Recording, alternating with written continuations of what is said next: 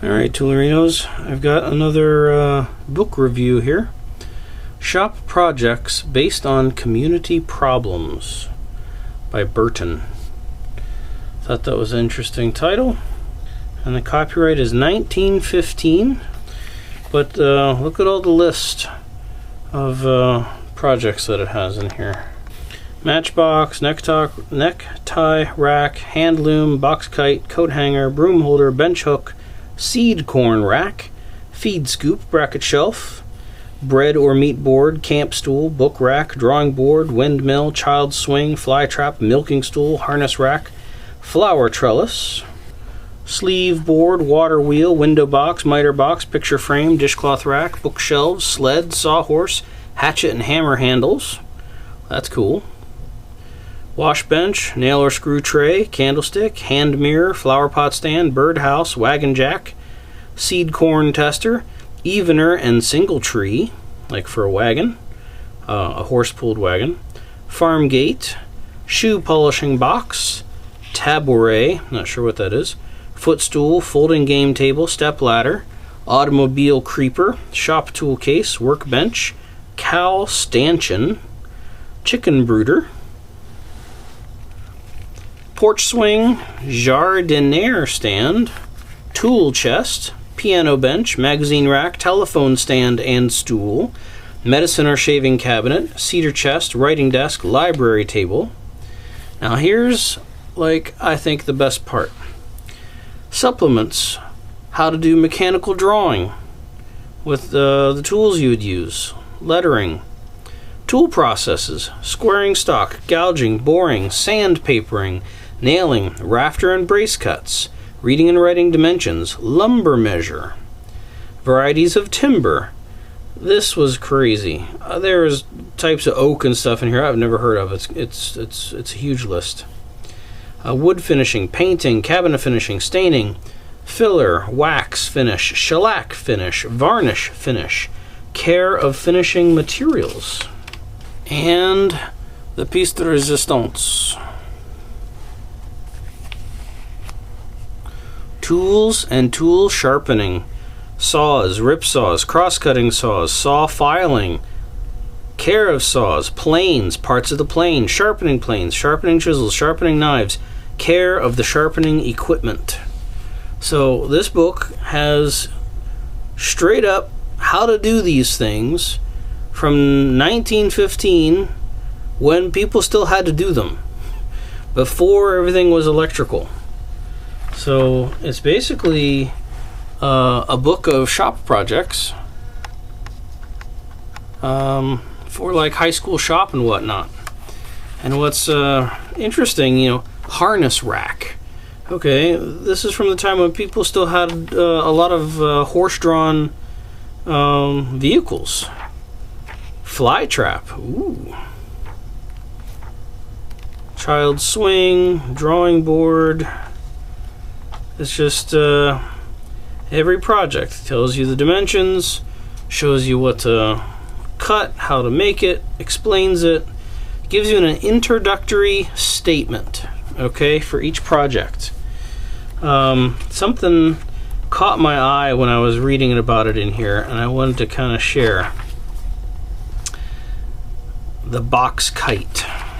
The box kite introductory statement says, "We all remember what Benjamin Franklin learned from his kite experiment, but in the last few years, much more has been accomplished in the line of airships, most of which has been due to a knowledge of the science of kite flying." Airships was what they're talking about. In 1915, I would have thought they were talking about the airplane, but I guess at that point, the airplane still hadn't proven itself, and airships was the main thing that people were thinking of when they thought about things that flew around in the air. So I thought that was kind of interesting. And something else I wanted to point out. Let's see. I gotta look it up. Hang on. Nail or screw tray, 161. So, the nail or screw tray, pretty nice looking, right? Introductory statement. Nails and screws of various sizes are almost constantly in demand for odd jobs about the home and farm. For this reason, every home should be provided with some sort of convenient place to keep a few nails and screws for emergencies. It is not uncommon to find a large box containing a promiscuous lot of all sizes of nails, screws, and other small hardware, usually quite rusty and dirty. This method of caring for those things render them almost worthless for good workmanship. It's nice to know things never change. Because I've got that in my shop. So, just like the 1915 book says, you always have a tray or can of hardware, nuts and bolts, sitting around that are dirty, rusty, greasy, whatever, and it's not the first place you go when you need something. It's the last place you go when you need something. And, you don't really know what's there. You kind of have to mix it around and dig around and look for what you're trying to find.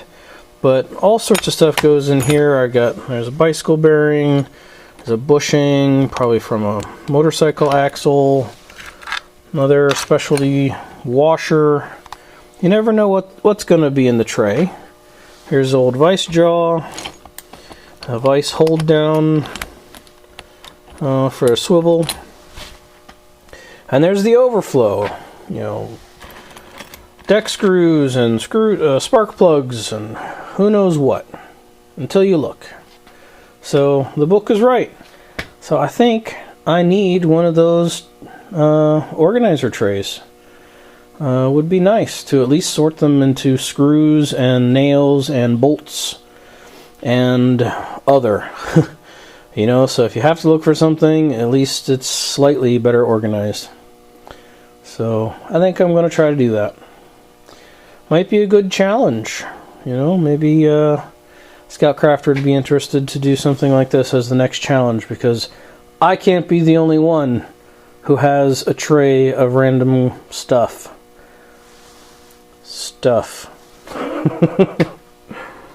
Pretty neat book. Looking forward to referencing this,